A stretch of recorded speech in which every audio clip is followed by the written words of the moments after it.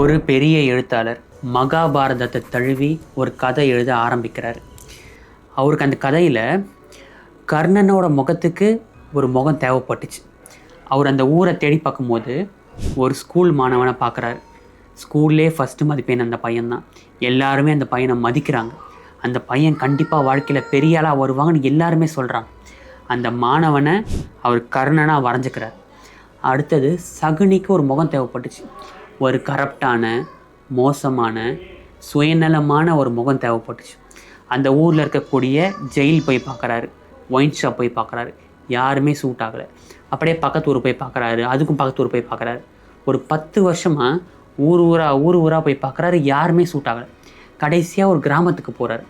அந்த கிராமத்தில் ஒரு மோசமான லஞ்சம் வாங்கக்கூடிய கவர்மெண்ட் ஆஃபீஸரை பார்க்குறாரு.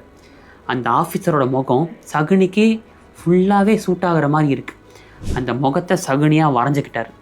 அவ்வளோதான்.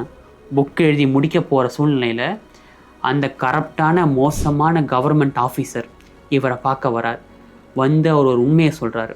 10 வருஷத்துக்கு முன்னாடி கர்ணனுக்காக ஒரு ஃபோட்டோ எடுத்துகிட்டு போனீங்களே சார், அந்த ஸ்கூல் ஃபர்ஸ்ட் எடுத்த மாணவனே நான் தான்னு சொன்னார்.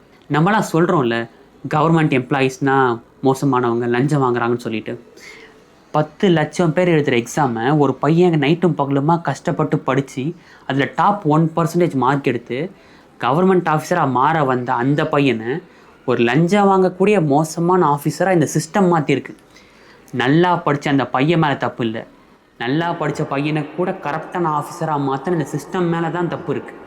இந்த சிஸ்டத்தை நான் சரி செய்கிறேன். பலாப்பழம் சின்னத்துக்கு வாக்களியுங்க.